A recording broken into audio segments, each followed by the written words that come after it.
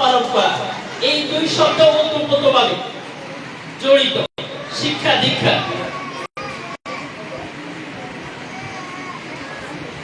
লালন পালনটাকে বলে, আমরা তো আমাদের হাঁস মুরগিকেও লালন পালন করি, আমাদের মা বোনেরা হাঁস মুরগিকে লালন পালন করে, পুরুষেরা বকরি গরু মহিষ এগুলোকে লালন পালন করে। তাহলে সন্তান লালন পালন করা আর হাঁস মুরগি গরু ছাগল লালন পালন করা, এটার মধ্যে ব্যবধান আছে। কি ব্যবধান? গরু ছাগল হাঁস মুরগি লালন পালনে শুধু বডি শরীরের উপর মেহনত হয়, কিন্তু যখন একটা সন্তানকে আমি মানুষ করব, এখানে আমাকে তিনটা বিষয় সামনে রেখে, মা হতে পারি, বাবা হতে পারি, অভিভাবক হতে পারি, অভিভাবিকা হতে পারি, শিক্ষক হতে পারি, শিক্ষিকা হতে পারি, সমাজ সেবক হতে পারি। আমাকে এখানে তিনটি বিষয় খেয়াল করতে হবে: সোল, আত্মা, মাইন্ড, মন, বডি, দেহ।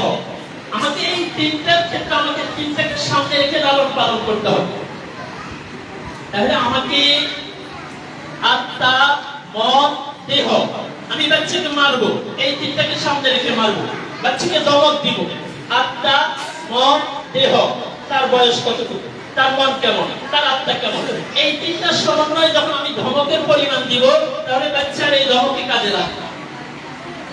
শাসন করা সহজ, শিক্ষক হওয়া সহজ, আদর্শ শিক্ষক হওয়া কঠিন। মা হওয়া সহজ।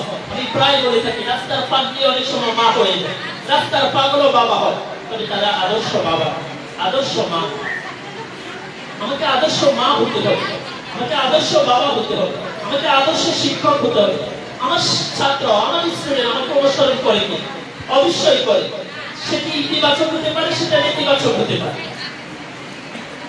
তাহলে আমাকে লালন পালন ক্ষেত্রে তিনটি বিষয় খেয়াল করতে হবে: আত্মা, মন, দেহ। আত্মা, মন, দেহ, এই তিনটার সঙ্গে আমি বাচ্চাকে শাসন করি। যেমন ছোট ছোট বাচ্চাকে আমি অনেক বেশি, আমাদের দৃষ্টিভঙ্গি এমন যে হচ্ছে না, আমরা আসছে, আমরা চিন্তিত, আমরা পেরেশান, এই প্রতিষ্ঠান পরিবর্তন করবো, এখানে হচ্ছে না। আচ্ছা নুরানি পড়ে, আচ্ছা কেবলমাত্র নাজেরা পড়ে, মাত্র হিফজ শুরু করেছে, এক মাসে আমি চাই অনেক পারা হয়ে যায় না।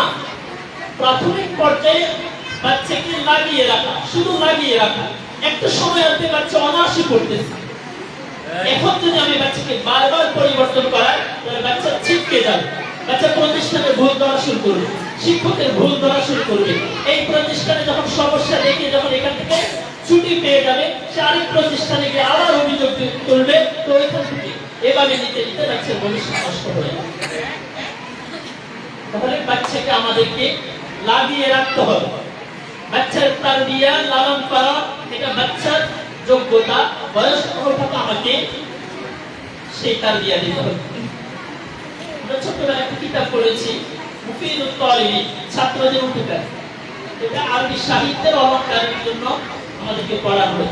সবার ভিডিওটি শেয়ার করে দেবেন, যারা দেখছেন ভিডিওটি শেয়ার করে দেবেন।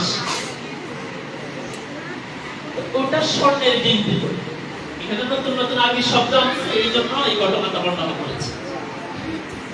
তো যখন প্রথম একটা স্বর্ণের ডিম দিয়েছে, ওই হাঁসটা বলে, মহিলা মনে করলো একটা স্বর্ণের ডিম পেলাম, এটাকে যদি বেশি করে খাওয়াইয়ে দিই, তাহলে 2-3টা করে ডিম দিবে। তো যখন বেশি খাওয়ানো শুরু করছে, 2-3 দিন পরে হাঁসটা মরে গিয়েছে। তো আমরাও আমাদের বাচ্চাদেরকে একসাথে অনেক বেশি দিয়ে দিতে চাই, অনেক বেশি দিয়ে দিতে চাই। ইসলামিক দাখিল মাদ্রাসার প্রতিষ্ঠান থেকে ছিটকে পড়ে হেফজখানা, তুমি একসাথে নিয়ে নেওয়ার দরকার নেই। বাচ্চার বয়স, বিশ্বনবী সাল্লাল্লাহু আলাইহি ওয়াসাল্লাম লাইবুহুম বিসাবি'i, প্রথম 7 তুমি বাচ্চার সাথে খেলা করো। আমরা বাচ্চার সাথে খেলা করি, বাচ্চা খেলতে চায়, আমরা মোবাইল দিয়ে দিচ্ছি। এবং আমরা যে প্যারেন্টিং, নিউট্রিশন, লালন পালন করা, পুষ্টি উপাদান ইত্যাদি ইত্যাদি বিষয়, এগুলো আমরা বুঝি না, কখনো বোঝার চেষ্টাও করি। বাচ্চা লালন পালন করা, একজন শিক্ষক যে পরিমাণ পড়ে লেখাপড়া করে একটা সন্তানকে আদর্শ সন্তান করে, মা বাবা তার চেয়ে অনেক বেশি পড়া দরকার। মনীষীরা বলে 16% 16 আনা বিদ্যার মাঝে 8 আনা বিদ্যা একটা সন্তান তার অভিভাবক পরিবার পারিবারিক পাঠশালা থেকে নেয়, 4% সে শিক্ষক থেকে নেয়, বাকি 2% সে তার কর্মজীবন পারিপার্শ্বিকতা থেকে। তাহলে আমার জীবনের 8% শিক্ষা আমি আমার পরিবার থেকে নিতে পারি না, আমার পরিবার আমাকে দিতে পারতেছে না। আমার ব্যর্থতা, আমার মায়ের ব্যর্থতা, আমার বাবার ব্যর্থতা, বড় ভাইয়ের ব্যর্থতা, দাদার ব্যর্থতা, দাদুর ব্যর্থতা, নানার ব্যর্থতা, নানুর ব্যর্থতা, ব্যর্থতার জড়িয়ে বাচ্চার ভবিষ্যৎ অন্ধকার। আমি কখনো পড়াশোনা করি, বাচ্চার সাথে কিভাবে কথা বলতে হবে আমি জানি, কখন কি শব্দ চয়ন করতে হবে কখন বুঝি, বোঝার চেষ্টা করেছি। গুরুত্বপূর্ণ কথাগুলো শোনার স্বার্থে ভিডিওটি শেয়ার করে দিবেন। কি দিচ্ছি আমি? লাইহু বিসাবিহি, প্রথম 7 বছর বাচ্চার সাথে খেলাধুলা করে। ওয়াদিবুহু বিসাবিহি, দ্বিতীয় 7-এ কোরআন হাদিস যতটুকু দরকার দিয়ে দাও। মা রাখালা ওয়ালিদু ওয়ালাদাহু মিন নাহলিন আফদাল মিন আদাবিন হাসানিন। বিশ্বনবী মুহাম্মদুর রাসূলুল্লাহ সাল্লাল্লাহু আলাইহি ওয়াসাল্লাম বলে, পৃথিবীতে সন্তানকে কোরআন হাদিস ইসলামী শিষ্টাচার শিক্ষা দেওয়া এর চেয়ে বড় সম্পদ আর কিছুই হতে পারে না। আমি এই কথাটা প্রায় এইভাবে বলি, সন্তানের জন্য সম্পদ জমা না, আমার সন্তান থেকে আমি সম্পদ করার চেষ্টা করি, তাহলে সন্তান নিজেই সম্পদ তৈরি করবে। আমার সন্তানটা একটা সম্পদ, আমি এটাকে সম্পদের বিশাল রূপে আমি সন্তানকে সম্পদ রূপে পরিণত করার চেষ্টা করি। তাহলে আমরা যদি একসাথে বাচ্চাকে সবকিছু দিয়ে দিতে চাই, বাচ্চা ছিটকে পড়বে, বাচ্চার ভবিষ্যৎ অন্ধকার হবে। এই ক্ষেত্রে আমাদেরকে বাচ্চাকে লাগিয়ে রাখতে হবে তারবিয়া, লালন পালন, যেটা এই বিষয়টা আমাকে খুব ক্রিটিক্যাল বিষয়, খুব গভীর বিষয়, খুব চিন্তা ভাবনার বিষয়। শাসনের বিষয়টা একটু বলি, এর আগে রাসূলের 3টা হাদিস বলি। মুআয ইবনে জাবাল রাদিয়াল্লাহু তাআলা কে আল্লাহ রাসূল বলে, আল্লাহর কসম, আল্লাহর শপথ, মুআয তোমাকে আমি ভালোবাসি। দেখুন আল্লাহ রাসূল একজন 40 বছরের ঊর্ধ্বে একজন সাহাবীকে বলতেছে, মুআয আল্লাহর কসম, রবের কসম, তোমাকে আমি ভালোবাসি। এবং তার জীবনের সবকিছুর ফোকাস এখন বিশ্বনবীর দিকে। এরপরে রাসূল বলতেছে কি, আল্লাহুম্মা আইন্নি আলা যিকরি ওয়া শুকরি ওয়া হুসনি ইবাদাতি। প্রত্যেক সালাতের পরে এই দোয়াটা পড়া সুন্নাত। আল্লাহ রাসূল মুআযের মনকে রাসূলের দিকে তার দিকে ধাবিত করেছে। যখন তার পুরো মন, দেহ, চিন্তা ভাবনা সব রাসূলের দিকে এসেছে, বলতেছে তোমাকে আমি একটা দোয়া শিক্ষা দিতে চাই। দোয়াটা হলো এই, আল্লাহুম্মা আইন্নি আলা যিকরি ওয়া শুকরি ওয়া হুসনি ইবাদাতি। দেখেন তালিম, শিক্ষা দেওয়া, আমাকে শিক্ষা দেওয়া লাগে। আমি বাবা হতে পারি, মা হতে পারি, শিক্ষক হতে পারি। আগে আমার স্টুডেন্ট, আমার সন্তানের মনকে আমার দিকে ফোকাস করতে হবে। তার পুরো দেহ, পুরো মন, পুরো আত্মাটা যখন আমার দিকে আসবে, আমি এরপরে যাই বলবো সেই তাই নিবে। আল্লাহ রাসূল সাল্লাল্লাহু আলাইহি ওয়াসাল্লাম আলীকে বলতেছে, ইয়া আলী ইন্নাকা ফিল জান্নাতি কানজুন। হে আলী, জান্নাতে একটা ভান্ডার আছে, ওই ভান্ডারটা তোমার জন্য। ওয়া ইন্নাকা যু কারনাইহা, ওইখানে 2টা সিংহাসন হবে, সেটাও তোমার জন্য। এই কথা বলার সাথে সাথে আলী ইবনে আবি তালিবের পুরো মন, মেজাজ, মস্তিষ্ক, চিন্তা চেতনা সব বিশ্বনবীর দিকে। এখন রাসূল বলতেছে কি, ইয়া আলী, হে আলী, লা তুতি'ন নাযরাতান নাযরা ফাইন্না লাকাল উলা ওয়া লাইসাত লাকাল আখিরা। হে আলী, কোন হারাম জিনিসের দিকে যদি তোমার একবার দৃষ্টি পড়ে যায়, এটাও ক্ষমা করবে, দ্বিতীয়বার পড়লে সেটা ক্ষমা করবে। দেখেন, যিনি ইলমের ভান্ডার ছিল, সে আলী আগে মনকে আল্লাহ রাসূল কি করেছে, টেনেছে। আরেকটা হাদিস বলি, মুসনাদ আহমদের হাদিস। আল্লাহ রাসূল সাল্লাল্লাহু আলাইহি ওয়াসাল্লাম সালাতে ইমামতি করতেছেন, রাসূল রুকুতে চলে গেছে। এক সাহাবী কি করলো, রুকুতে যেখানে আছে মসজিদের অর্ধেক গিয়েছে, রুকুতে চলে গেছে। এরপরে হেঁটে হেঁটে রুকু অবস্থায় রাসূলের জামাতের সাথে শরীক হয়েছে। সালাম ফিরার পর আল্লাহ রাসূল সাল্লাল্লাহু আলাইহি ওয়াসাল্লাম বলে, আল্লাহ রাসূলের সামনে 2টা চোখ ছিল, আর কুদরতি ভাবে পিছনে কি করতো এটা রাসূল বলতে পারতেন। রাসূলুল্লাহ সাল্লাল্লাহু আলাইহি ওয়াসাল্লাম এটা দেখেছে। বললো নামাজের ভিতর কে রুকুর ভিতরে হেঁটে সামনে আসছে? তো এই সাহাবী দাঁড়িয়ে বলছে, ইয়া রাসূলুল্লাহ আমি। আল্লাহ রাসূল কি বলতেছে খেয়াল করুন, সাদাকাল্লাহু মিসকাত, আল্লাহ তোমার ইবাদতের প্রতি যে লোভ এটা আরো বাড়িয়ে দিই। এরপরে উপদেশ দিয়েছে, ফালা তাউদহু, দ্বিতীয়বার এটা করবা না, এটা ইবাদত। এটা হাদিস বলেছে। মুআয ইবনে জাবালকে আল্লাহ রাসূল একটা দোয়া শিক্ষা দিলেন, বলতেছে, হে মুআয, আল্লাহর কসম তোমাকে আমি ভালোবাসি, তোমাকে আমি একটা দোয়া শিক্ষা দিতে চাই। দোয়াটা এই, আলী ইবনে আবি তালিবকে আল্লাহ রাসূল একটা উপদেশ দিতে চাচ্ছে। রাসূল প্রথমে বলতেছে, আলী তোমার জন্য জান্নাতে একটা ভান্ডার আছে, ওই ভান্ডারের দুইটা সিংহাসন হবে। তুমি খেয়াল রাখো, দুনিয়াতে তুমি চলার ক্ষেত্রে চোখ অনেক দিকে যাবে, অনাকাঙ্ক্ষিত কোথাও পড়ে গেলে প্রথমটা রব ক্ষমা করবে, দ্বিতীয়টা ক্ষমা করবে। এক সাহাবী রুকুতে হাঁটতেছে, রাসূল বলতেছে, তোমার যে ইবাদতের প্রতি যে আগ্রহ এটা সাধুবাদ জানায়, তবে এমন কাজ করলে আমাদের যে খুশু সেটা বিনষ্ট হয়ে যাবে। এটা হলো শিক্ষা নেওয়ার পদ্ধতি। আমরা কি আমাদের ছাত্রের ক্ষেত্রে এটা প্রয়োগ করি কি? আমি যে ধমক আমার ছাত্রকে দিই, আমরা আমাদের ছাত্রকে যে ধমক দিই, এই যে ধমকি বাচ্চা তো ভিতর থেকে জানে ওর সব কিছু বিনষ্ট হয়ে গেছে। পুরো ক্লাসে পুরো দিন আর বাচ্চার ভিতর কিচ্ছু যায় না, ঘুম থেকে উঠেছে বক্তব্যে যাচ্ছে না, বাচ্চাকে আমি পিটাই দিলাম, মার দিলাম, আঘাত করলাম, এই মা এই যন্ত্রণা পুরো দিন শেষ। ওই পুরো দিন আর কিচ্ছু শেখা হলো না। এবং সন্তান মানুষ করা যাবে না, এবং সন্তান মানুষ হবে না। এটা পদ্ধতি না, এটা পন্থা না, এটা ব্যবস্থাপত্র না। এভাবে সন্তান মানুষ করতে পারবে না। বলতেন, হুজুর আমরা আমাদের মা বাবার কত পিটাইছে হয়ে গেছি, ওটার একটা সময় ছিল। রাসূলুল্লাহ সাল্লাল্লাহু আলাইহি ওয়াসাল্লাম বলেন, প্রত্যেক 20 বছরে বৈশ্বিকভাবে চিন্তা, চেতনা, সভ্যতা, সংস্কৃতির বিপ্লব ঘটে। এটা তো রাসূল বৈশ্বিক বলেছে। আমার কাছে মনে হয় প্রত্যেক সেকেন্ডে সেকেন্ডে আমাদের চিন্তা চেতনা, আমাদের বুদ্ধি, আমাদের দিক বিদিকে পরিবর্তন ঘটতেছে। প্রত্যেক সেকেন্ডে সেকেন্ডে সেকেন্ডে এই সেকেন্ড পরিবর্তনের ভিতরে আমার চিন্তা চেতনার যদি পরিবর্তন না আসে, তাহলে আমি সন্তানকে মানুষ করতে পারবো, আমি আমার ছাত্রকে আদর্শ ছাত্র বানাতে পারবো। শুধু মার এটা কোনো সমাধান না। আসমা বিনতে ইয়াজিদ একটা হাদিস আছে, একটা কিতাব আছে আল-মাওসুআতুল ফিকহিয়া, 40 খণ্ডে, কুয়া থেকে বের হয় 20,000 টাকা দাম। এটার মধ্যে একটা হাদিস আছে, আসমা বিনতে ইয়াজিদ, কোন সন্তানকে পড়ার জন্য 3 রাতের উপরে দেওয়া যায় না। একটা বাচ্চাকে লাল করে ফেলতেছে, পিটানোর ক্ষেত্রে মাত্রা আছে, শুধু এর স্বামীটা আছে, ব্যাগটা কতটুকু হবে, কি পরিমাণ হবে, কখন মারবো, কিভাবে মারবো।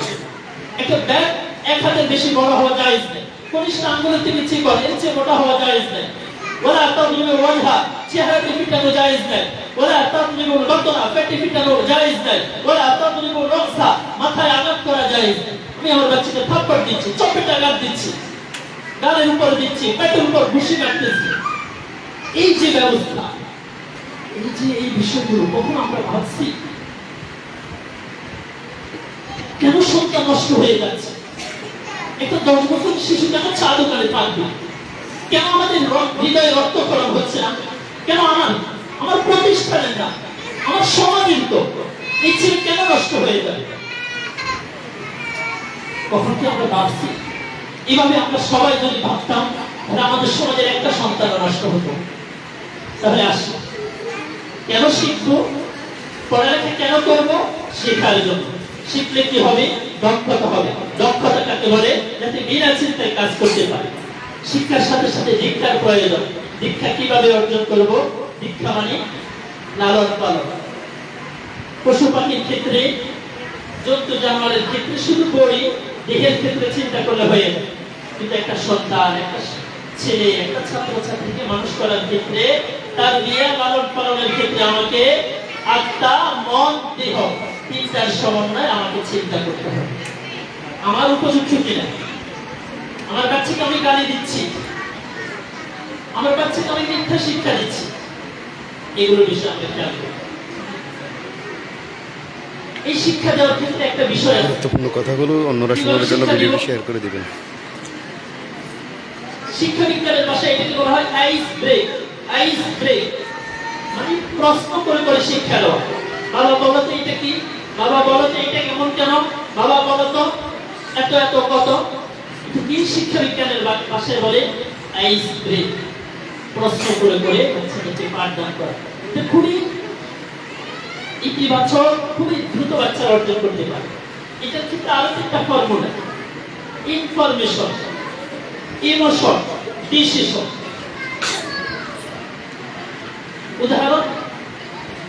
উদাহরণ উপলব্ধি ছাড়ি কেন, একটা মানুষ মোবাইল দেখতেছে, হঠাৎ করে কেউ এসে বললো যে আপনার বাচ্চাটা চুলার পাশে বা পুকুরের পাশে। যখন ইনফরমেশন তথ্য গেল, ওনার ভিতরে ইমোশন এখন কাজ করতেছে। আমি কি এখন মোবাইল দেখবো, আমার বাচ্চাকে আগুন থেকে বাঁচাবো? তো যখন ইমোশন অনুভূতি আসছে, এখন সিদ্ধান্ত নিচ্ছে আরে মোবাইল রাখো, আমার বাচ্চাকে আগুন থেকে পানি থেকে বাঁচাতে হবে। তাহলে শিক্ষার ক্ষেত্রে বাচ্চাকে আগে সন্তানকে ইনফরমেশন তথ্য দিতে হবে। তথ্য দেওয়ার পরে বাচ্চার ভিতরে ইমোশন অনুভূতি জাগ্রত হয়। যখন অনুভূতি জাগ্রত হবে, বাচ্চা নিজে একটা ডিসিশন সিদ্ধান্ত নিয়ে নিতে হবে। তাহলে আমাকে ইনফরমেশন, ইমোশন, ডিসিশন, তথ্য, অনুভূতি, সিদ্ধান্ত, তথ্য, অনুভূতি, সিদ্ধান্ত। আমার শিক্ষার ক্ষেত্রে এই বিষয়গুলো আসতেছে কিনা আমাকে সেইভাবে পাঠদান করতে হবে। যদি এইভাবে আমি পাঠদান করাই, তাহলে আমার সকল আয়োজন, আমার সন্তানকে যদি আমি মানুষ করতে না পারি, আমার এই প্রবাস, আমার এই বিদেশ, আমার এই অর্থ, আমার এই প্রাসাদ সব চিন্তা, সব ব্যর্থ। আমার প্রত্যেকটা সন্তান নষ্ট হয়ে যাচ্ছে। আমাদের 5টা সন্তান, একটা সন্তানকে আমি উচ্চ ডিগ্রি অর্জন করাতে পারি না। এগুলো আমাদের ব্যর্থতার ক্লাস। এই জায়গা থেকে আমাদেরকে বের হয়ে এসেছে। বাচ্চাদেরকে আত্মকেন্দ্রিক শিক্ষা দিব, শুধু আমার জন্য স্বার্থপর বানাবো না। বাচ্চাদেরকে ছোট হোক কোনো অসুবিধা নেই, তাকে সমাজ নিয়ে চলা, পরিবার নিয়ে চলা, সামাজিকতা, রাষ্ট্র, ধর্মীয় অনুভূতি, এগুলো ছোট্টবেলা থেকে তার ভিতরে বলতে থাকে এটা খারাপ, এটা মন্দ, এটা অনুপযোগী, এটা অসামাজিক, এটা অপ্রাসঙ্গিক, এটা বলতে থাকেন। একসময় এটা ইতিবাচক কাজ করবে। তাহলে এই বিষয়ের প্রতি আমরা খেয়াল করি। বাচ্চা যাতে প্রতিষ্ঠানকে নিজের বাড়ির মতো মনে করে, আবাসিক যে বাচ্চাগুলো থাকে, আমরা গল্প করব, পড়ার পরে পড়ার সময় আমরা কঠোর হব। এরপরে বাচ্চাদের সাথে বাচ্চার সুখ দুঃখ আমি শুনবো। একটা বাচ্চা মাথায় হাত দিয়ে বসে আছে, জিজ্ঞেস করবো তোমার কি মাথা ব্যথা করতেছে? বাচ্চার চোখ চেহারা কেমন ফ্যাকাশে বলে, একটু শিক্ষক আমি জিজ্ঞেস করি তোমার কেন, কোনো অসুবিধা, বাড়িতে কোনো অসুবিধা, অফিসে কোনো অসুবিধা, খাবার খেয়েছো? এই ছোট্ট ছোট্ট কথাগুলো আমার ছাত্র কেন আমার প্রতি এত বেশি না আন্তরিক না? শিক্ষক অসুস্থ নিয়ে ছাত্র দোয়া করবে, কান্নাকাটি করবে, ও খুশি হয় কেন? আমি আমার ছাত্রকে আমার প্রতি সে ভালোবাসা, আন্তরিকতা দিতে পারি না। আমার ব্যর্থতার কারণে আমার সন্তান আমার প্রতি সে আগ্রহী হয় না। আচ্ছা, এখানে থাকতে চাই না, বাড়িতে থাকতে চাই। আমাদের যারা আমরা আবাসিক শিক্ষক, আমাদের ব্যর্থতা, আমরা ছাত্রকে সে আদর্শ দিতে পারি না, সে ভালোবাসা দিতে পারি না, সেই হৃদ্যতা দিতে পারি না, যার জন্য সে এটাকে আপন মনে করতেছে। এই বিষয়গুলো আমাদের খেয়াল রাখতে হবে। পরিবেশ, ঘরে পরিবেশ ছাড়া কোনোদিন সন্তান মানুষ হবে না। আপনার সন্তান যখন মাদ্রাসা থেকে যাওয়ার পরে দেখবে তার পাশের ছেলেটা সিগারেট খায়, ও একদিন 2 দিন পরে ও ওইদিকে কেমন যেন ধাবিত হয়। ও যখন দেখে যে ফ্রি ফায়ার বাকি 5টা ছেলে খায়, পাবজি বাকি 5টা ছেলে, বাকি 7টা ছেলে মাদ্রাসা এসে শুধু মোবাইলের কথা বলে, আপনার ছেলেটা অটো বাড়ি থেকে মোবাইল খুঁজতে থাকে। যেন সন্তান মানুষ করার জন্য পরিবেশ করা, পড়ার একটা পরিবেশ, এই পরিবেশে সবাই পড়বে, মা পারলেও পারে না কিন্তু এরপরে মনেটা নিয়ে বসে থাকে। তাহলে ইতিবাচক এটা মাহৌল, এটা পরিবেশটাকে পড়তে বাধ্য করবে। ঘরে যখন সবাই পড়বে, আমরা যখন বাড়িতে একসাথে মাসুলায় আমাদের এক এক বিষয় নিয়ে সভ্যতা, সংস্কৃতি, কোনোদিন রাত 3-4টা বেজে যায়, বিষয়ভিত্তিক আলোচনা আমাদের ঘরে। এজন্য আমাদের প্রতিষ্ঠান বাড়িতে একটা পাঠশালার মতো, যখন আমরা মা বাবা সবাই বসবো, একটা মাসালা নিয়ে আলোচনা হয়ে যাবে, একটা বিষয় নিয়ে আলোচনা হয়ে যাবে, একটা সভ্যতা নিয়ে আলোচনা হয়ে যাবে, একটা সংস্কৃতি নিয়ে আলোচনা হয়ে যাবে। আমার বাড়িটা, ঘরটা, আমার স্ত্রী, সেও আমার ছাত্রী, আমি আবার তার শিক্ষক, আবার সে কখনো শিক্ষক, আমি ছাত্রী। এইভাবে যদি পরিবেশ করতে পারি, মাহল করতে পারি, তবে সন্তান একটা অমানুষ হবে না, সবগুলো মানুষ হবে। প্রত্যেকদিন মা বাবা যদি ছেলে মেয়ের সামনে ঝগড়া করে, তর্ক করে, মন্দ বলে, ওই পরিবারে ছেলে মেয়ে কখনো মানুষ হবে? এগুলোকে কিচ্ছু মনে করি না, কিন্তু সন্তানকে যে খুঁজতে খুঁজতে এই ছোট্ট ছোট্ট ঘটনাগুলো বিনষ্ট করে দিচ্ছে, কখনো ভাবনায় আসছে। এজন্য মাহল পরিবেশ করে দেবো, বাচ্চাকে পড়ার আলাদা রুম দেবো, বাচ্চাকে একা রেখে চলে আসবো। আমি এক রুমে বসে মোবাইলে কথা বলতেছি, ওই রুমে বাচ্চা মোবাইল নিয়ে খেলতেছে, বাচ্চা অন্য কাজে ব্যস্ত হয়ে গেছে। বাচ্চাকে পড়ালেখার পরিবেশ করে দেওয়ার চেষ্টা করবো। ছোট্টবেলায় বাচ্চাদের আঙ্গুলের নার্ভ অনেক নরম থাকে। লেখা যদি ছোটবেলায় সুন্দর না হয়, বড়কালে হাজার চেষ্টা করলে হয়।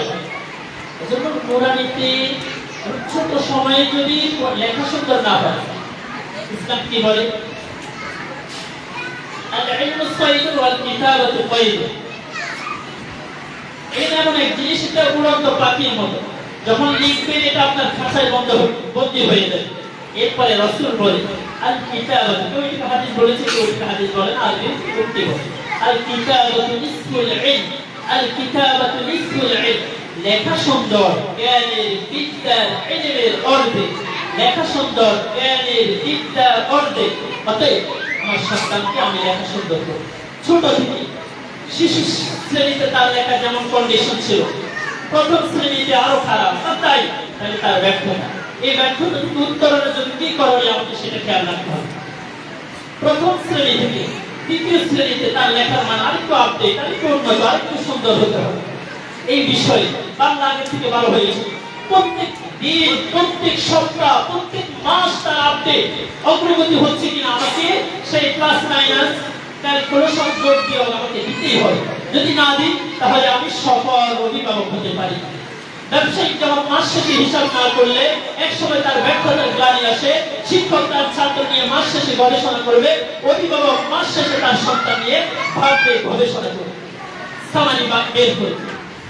তাহলে সফলতার আলোচনার সময় সার কথা যেটি, সেটি হলো আজ আমাদের যে কথাটা মূল ফোকাস, সেটি হলো আমরা পড়ালেখা কেন করাবো? পড়ালেখা শেখার জন্য করাবো। শেখা কেন? যাতে দক্ষতা অর্জন হয়। দক্ষতা কি? দক্ষতা হলো এই পরিমাণ পড়া, এই পরিমাণ পড়ানো, যাতে সে বিনা চিন্তায় ওই কাজটা করতে পারে। আর দীক্ষা, দীক্ষা কি? লালন পালন। লালন পালন সন্তানের ক্ষেত্রে আমাদেরকে তিনটি বিষয় খেয়াল রাখতে হবে। সেটা হলো তার আত্মা, তার মন, তার দেহ। এই তিনটার সমন্বয়ে যখন তাকে শাসন করব, তাকে লালন পালন করব, খুব দ্রুত আমরা ইতিবাচক সারা বাচ্চা থেকে পাবো।